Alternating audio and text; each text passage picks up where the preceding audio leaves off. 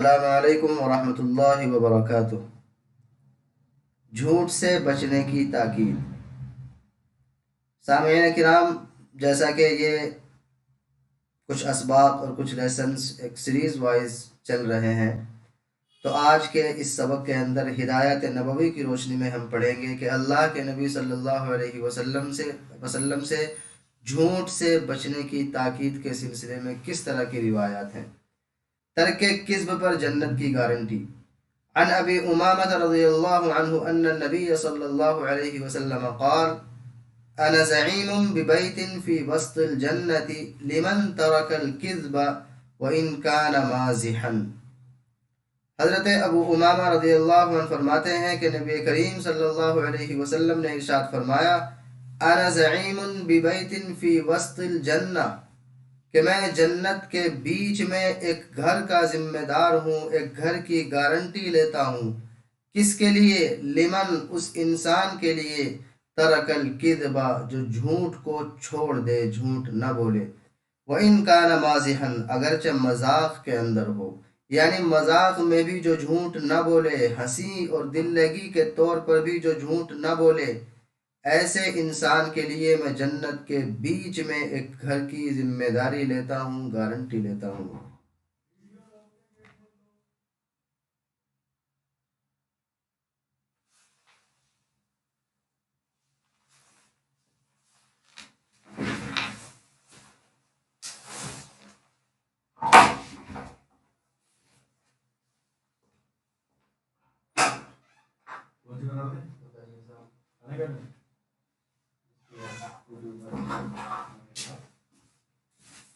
آج تو بغیر کیمرے کے چلے آ رہا ہوں۔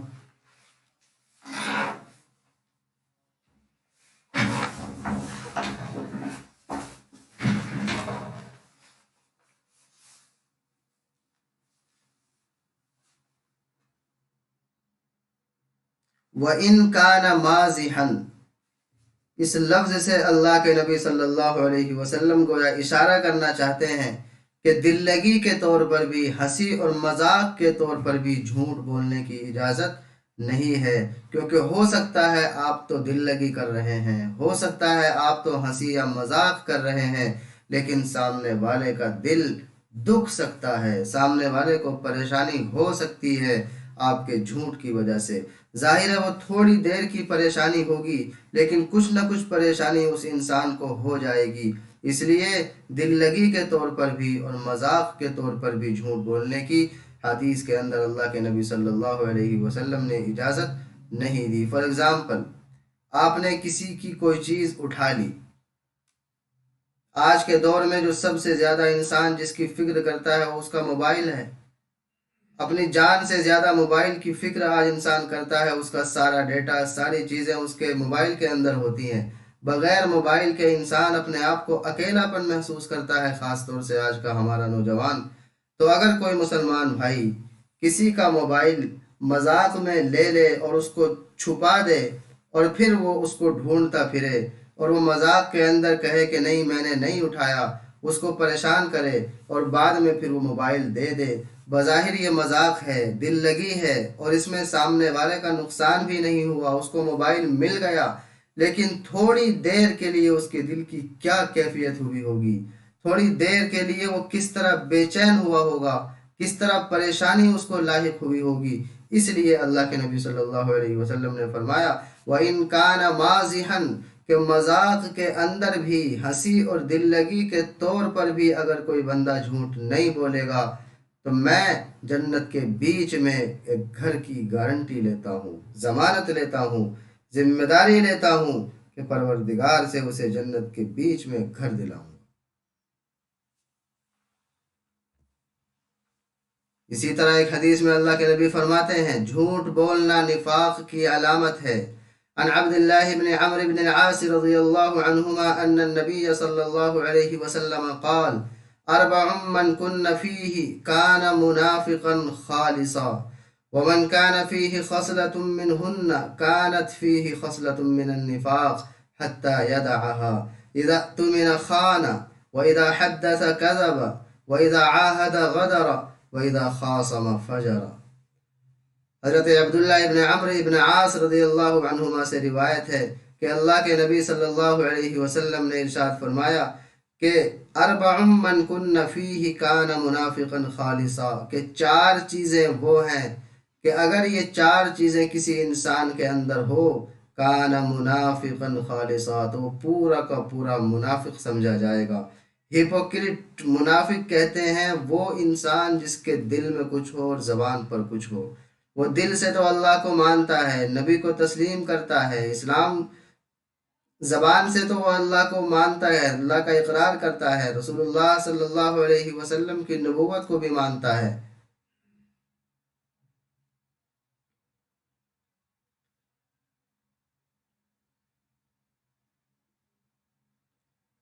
حضرت عبداللہ ابن عمرو ابن عاص رضی اللہ عنہما فرماتے ہیں کہ نبی کریم صلی اللہ علیہ وسلم نے ارشاد فرمایا اربع من کن فیہ کان منافقا خالصا، کہ چار چیزیں ایسی ہیں کہ اگر یہ کسی انسان کے اندر ہوں گی اس کو مکمل منافق سمجھا جائے گا۔ منافق اس کو کہتے ہیں جس کے دل میں کچھ ہوتا ہے اور زبان پر کچھ ہوتا ہے۔ وہ زبان سے لا الہ الا اللہ اور محمد رسول اللہ کا اقرار کرتا ہے، بظاہر اپنے آپ کو مسلمان اور مومن دکھاتا ہے، شو کرتا ہے، لیکن دل کے اندر کچھ اور ہے، دل کے اندر اس کے دوسری چیزیں چھپی ہوئی ہیں، دوسری برائیاں چھپی ہوئی ہیں، اس کو منافق کہا جاتا ہے۔ تو اللہ کے نبی فرماتے ہیں کہ اگر یہ چار چیزیں کسی کے اندر ہیں اس کو منافق کہا جائے گا۔ وَمَنْ كَانَ فِيهِ خَصْلَةٌ مِّنْهُنَّ كَانَتْ فِيهِ خَصْلَةٌ مِّنَ النِّفَاقِ حَتَّى يَدَعَهَا، اور اگر یہ چار چیزیں نہ ہوں بلکہ ان میں سے کوئی ایک چیز اس کے اندر ہو تو بھی کہا جائے گا کہ اس کے اندر نفاق کی کوئی نہ کوئی نشانی ہے۔ حَتَّى يَدَعَهَا، اب اس سے بچنے کا طریقہ یہ ہے کہ ان چار چیزوں کو یا ایک دو جو بھی ہیں اس کو وہ چھوڑ دے، اپنے آپ سے دور کر دے۔ وہ چار چیزیں کیا ہیں یہ اہم ہے۔ اذا اؤتمن خانہ، نمبر ایک، جب امانت دی جائے اس میں خیانت کرے۔ کسی کی امانت میں خیانت کرنا یہ منافقوں کی نشانی ہے، منافق کی علامت ہے۔ اور سامعین کرام، پہلے بھی ایک سبق کے اندر بتایا جا چکا کہ امانت صرف مال اور دولت، پراپرٹی اور جائیداد کی ہی نہیں ہوتی، بلکہ رازوں کی بھی امانت ہوتی ہے، باتوں کی بھی امانت ہوتی ہے۔ اگر کوئی آپ کو اپنا راز بتاتا ہے، اپنا سیکرٹ بتاتا ہے، کوئی ایسی بات آپ کو بتاتا ہے جس کو وہ چاہتا ہے کہ دوسروں تک نہ پہنچے، یہ آپ کے پاس امانت ہے، آپ کی ذمہ داری ہے کہ اس کو آپ اپنے تک محدود رکھیں۔ اذا اؤتمن خانہ، جب امانت دی جائے تو وہ خیانت کرے، یہ منافق کی نشانی ہے۔ وَإِذَا حَدَّثَ كَذَبَ، اور جب بولے تو جھوٹ بولے، جھوٹ بولنا یہ منافق کی نشانی ہے۔ وَإِذَا عَاهَدَ غَدَرَ، اور جب وعدہ کرے تو خلاف ورزی کرے، دھوکہ دے دے، وعدے کو پورا نہ کرے، یہ منافق کی نشانی ہے۔ وَإِذَا خَاصَمَ فَجَرَ، اور اگر کسی سے تھوڑا بہت جھگڑا ہو جائے، آپس میں بات چیت بگڑ جائے تو فجرا، گالیوں پر اتر آئے، گالی گلوچ کرنے لگے، برا بھلا کہنے لگے، یہ منافق کی نشانی ہے۔